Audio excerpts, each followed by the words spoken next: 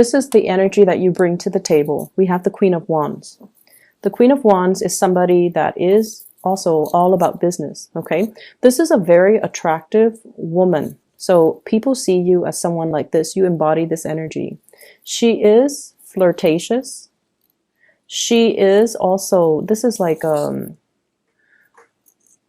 somebody who, you know, she can joke around with the men, she can joke around with the women, she can joke around with people who are older, she can joke around with like sailors and construction worker. So this is not so much like she has a potty mouth, but she has a sense of humor and she has wit about her where she can connect with people from all walks of life. She's popular, she's provocative. And, you know, she owns her space. And I mentioned 2 weeks ago, I believe, about, you know, being flirtatious without seeming sleazy. And I feel like you're coming into this embodiment of this energy where you're doing it properly. You're flirting without seeming desperate. So it's like a fine line, right? Knowing when to stop, knowing when to move forward, and not pushing so far ahead when the other person's not ready. So this is definitely that energy, more lighthearted, more nonchalant, but at the same time showing somebody that you're interested in them, but in a more detached manner. So this is someone who's very popular. You're seen as someone who's very, very easy to talk to, very popular. Everyone likes you. And generally, this is a very attractive woman. How the other person sees you, we have here the Empress. And the Empress is all about taking care of her business. This is somebody that cares about expansion, okay? You're on this cloud, like being on cloud 9, and tending to your garden, tending to your life, looking at things from a higher vibration in a higher perspective. Okay, seeing the forest for the trees, really looking at what do I need to work on? And you're seeing so far into the future that you're anticipating certain outcomes. So you're taking preventative measures to take care of things, to get things done, to fix things because you anticipate that they're going to break down further down the line. The Empress is beauty and love and just prosperity. And so the person that you're dealing with, they see you as a little bit of a threat, mainly because you're very, very stable. You're very carefree. You're very just leaps and bounds ahead of them. Okay, you're elevated. Your status is elevated. They also feel like you have, for some of you, come from a really good family. It could be true or not. Whatever the situation is, they feel like you have really good upbringing. You speak properly. You have good manners. You have a good sense of grace about you. You're very well refined. And this card is usually in the traditional Rider-Waite deck. I'm not sure if the imagery shows up in this deck. But the Empress is ruled by Venus. And Venus rules all things that are Venusian, such as, you know, art, music. So you might have talents in the artistic industry. You might have artistic talent. You might have the ability to sing, the ability to play multiple instruments. You might dabble in the arts, graphic design. I'm seeing for some of you painting, sculpting, things like that. You have hobbies. You have cultivated these hobbies. So they see you as someone who is quite, you know, kind of out of their league is what I'm sensing. They're very attracted to you. And they see you as someone who is a little bit outside of their league, mainly because they think you come from a really good family. You have pretty manners. You dress well. You take care of yourself. You do things to really expand your mind and your consciousness. You're a perpetual student. And, you know, you just take good care of yourself and you have high standards for everybody and yourself. Not that you're just on the high horse, you know, judging people. No, they feel like you have high standards for everybody. And the way that your partner shows up, we have here, this is the Page of Wands, okay? This is somebody that wants to connect. But the way that they connect is, I want to show you something. Come with me, I want to show you something. So it's somebody that doesn't really know how to express themselves. Like, hey, I like you, let's go on a date. I feel like they jump the gun a little bit, and they also want to test the waters with you. So it's somebody who's a little bit more on the playful end. Their energy is very lighthearted. They want to communicate with you, but their communication, she's holding a letter, so I feel like it's in written form, emails, text messages. You know, rather than calling, they text a lot. So if you're wondering why, it's because this person, they don't want to sit still for a conversation. They want to, you know, whenever they have something strikes their fancy, they want to text you, they want to email you, they want to message you. So it's somebody that you're dealing with through a lot of written communication rather than verbal communication. This is the way it's playing out here. You're busy doing your own thing and they catch your attention. And so I see somebody, you know, coming around you, hovering around your space a lot. You could be, you know, deep in thoughts, very immersed in your work, and they're like behind you, trying to catch your attention. Okay? And it's like attention seeking. Attention seeking. I feel like you're dealing with someone who's very different from you too, culturally, ethnically. The page energy, especially the suit of wands, usually indicates, you know, different values, different upbringing, different religious belief, different philosophies in life, and different ideologies. You're dealing with someone who's very different from you. And so that's what I'm getting here. And the way that you see this person, we have here the Ten of Pentacles. Some of you are playing coy because you see this person as someone who's very privileged. And that could mean, you know, they're, sometimes it could mean they come from a really good family. Everything in life happens for them in a very easy manner. So they don't really know what it feels like to really have to struggle, to get your hands dirty, to roll in the trenches, and to kind of work their way up. So in a way, you're kind of impatient with them because of their worldview is a little bit narrow-minded based on their privileged upbringing. Okay, I don't want to offend anybody who might be cross-watching, but I feel like the Sagittarius person has been through a lot, and it's understandably so, because Sagittarius had their Saturn return, their Saturn transit. So it's the Saturn return for some Sagittarius, and it's the Saturn transit a few years ago. And Saturn makes you older and wiser. Saturn brings lessons. And so the Sagittarius person has been through a lot. And because of that, they're not really, they understand more. And they're not really at a point where they want to continue playing games, okay? And so when somebody has gone through this Saturn transit, they're almost like 10 years older. It ages you. It teaches you what's important, and it teaches you what is good for you and what's bad for you. And it teaches you to kind of learn to kind of intuitively sense people and their motives. So in a way, it makes us a lot more skeptical after we have survived the Saturn transit. We're no longer a child. We're no longer idealistic. We have to make decisions from an adult standpoint. You like this person, I feel. But the relationship, it's like castle in the sky, okay? In the clouds. It's a very, very lofty, idealistic dream that you might have had about this person. But in terms of building anything stable, you might not feel like they are emotionally mature enough for you. You might not feel like they have enough to offer you.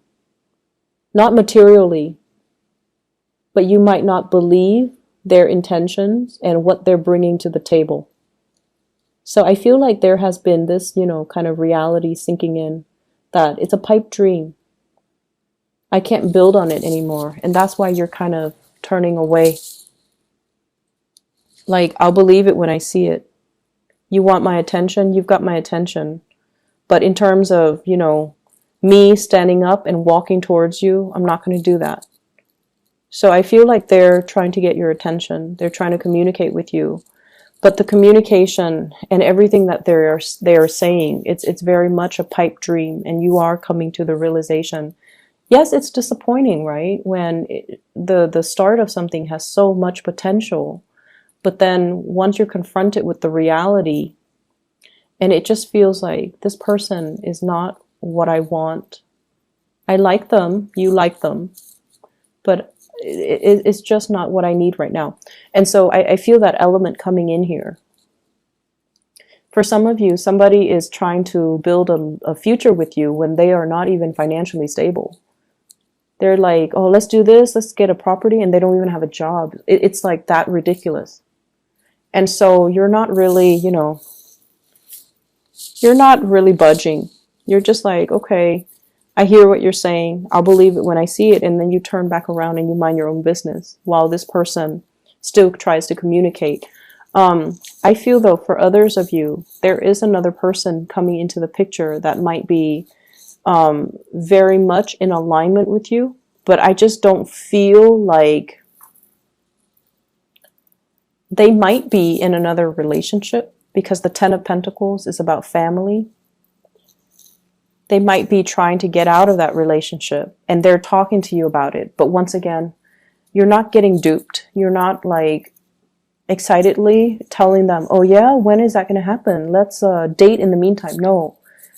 You understand that things take time, and you understand that divorce, separation, breakups, you know that it doesn't happen swiftly, okay? Based on everything that you've lived through, you understand that everything is a process. And so if they're telling you this now, it might not be, until like 2 or 3 years down the line when they're finally ready. And by that time, you're not going to put your life on hold, because you've got things to do.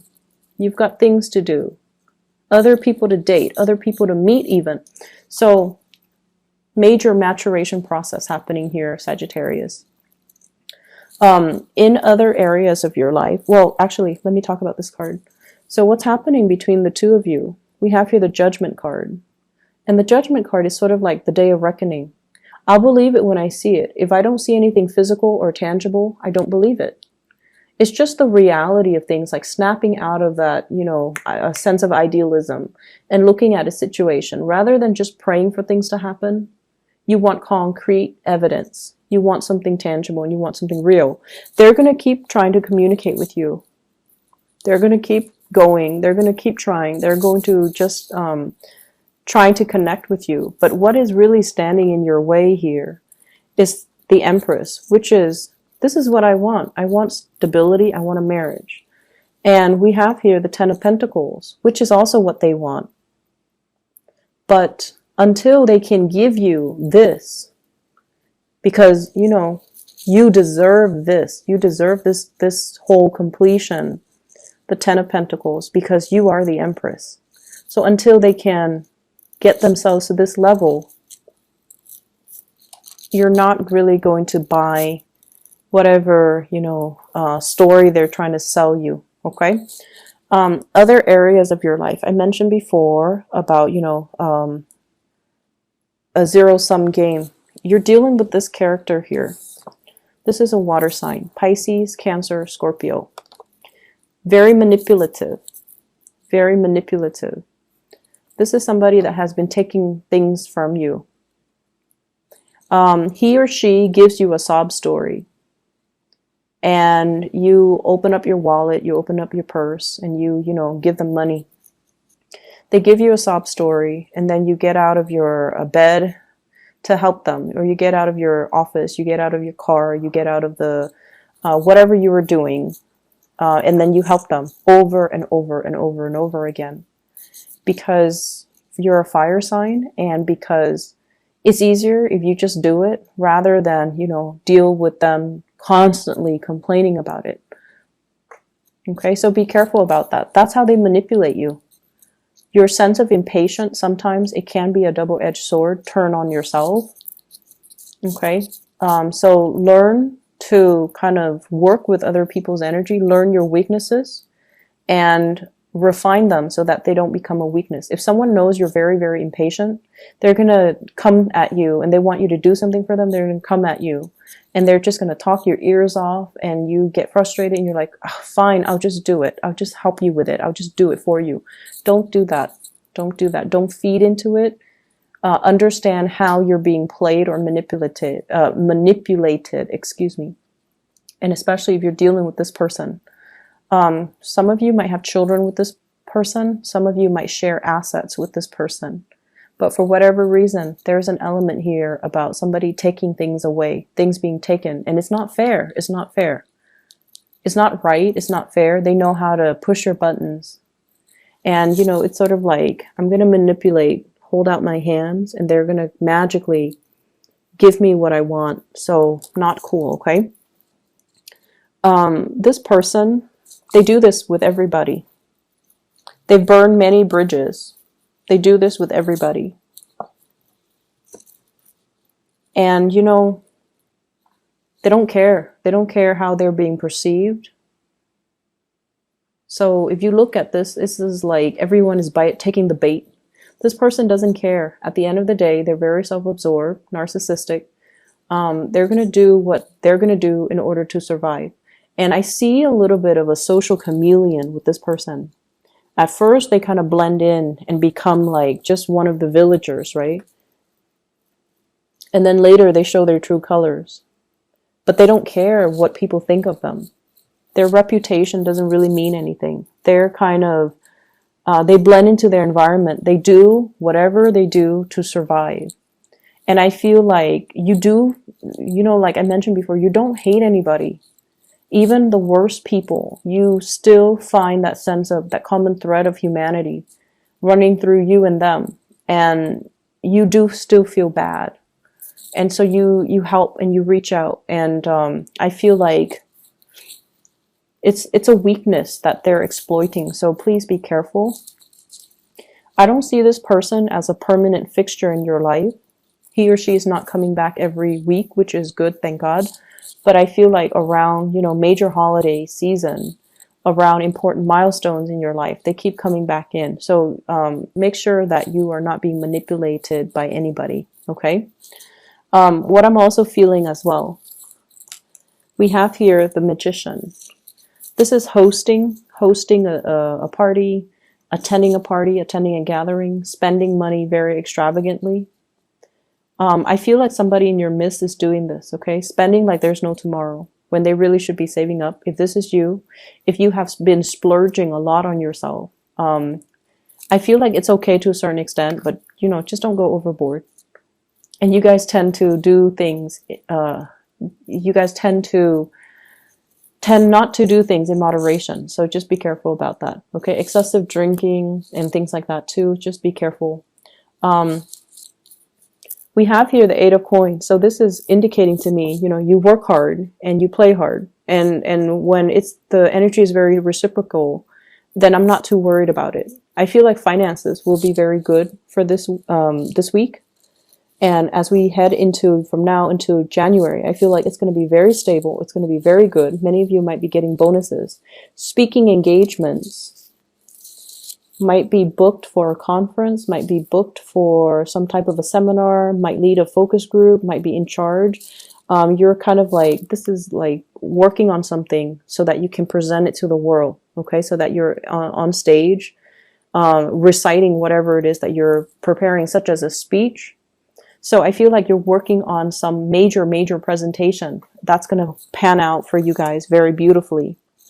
And rehearse it. Make sure that you have, you know, multiple rehearsals before you do the real thing, just because we are heading into Mercury retrograde on the 17th of November, and it's going to continue, I believe, until like for the first 6 days or 5 days, I can't remember, of December. So if you're giving a speech, you know, in December, you want to make sure that you rehearse everything thoroughly, okay? I'm going to leave it at that. Sagittarius, you know, I actually want to pull out one more card for you guys in the love department because I'm kind of curious. So let me just do that. So can you show me the sign of the person that Sagittarius is dealing with? Just so you guys know who I'm talking about. Can you show me the sign? Okay, we have here the Chariot, possibly Cancerian. Okay. This is, I feel like this is somebody that is very afraid of commitment. Okay. They blow hot and cold, and I feel like a lot of the times, you know, the way it's depicted in this card. You know, running away from something, running away from their feelings, running away from their emotions. When they feel things really, really, when they feel something very heavily, they kind of get scared and they run away. And it's really frustrating for Sagittarius people to deal with Cancers. Cancers, one step forward, two steps back, and you know, they go sideways. The crab on the beach, they go sideways. So I feel like it's just like back and forth with this person.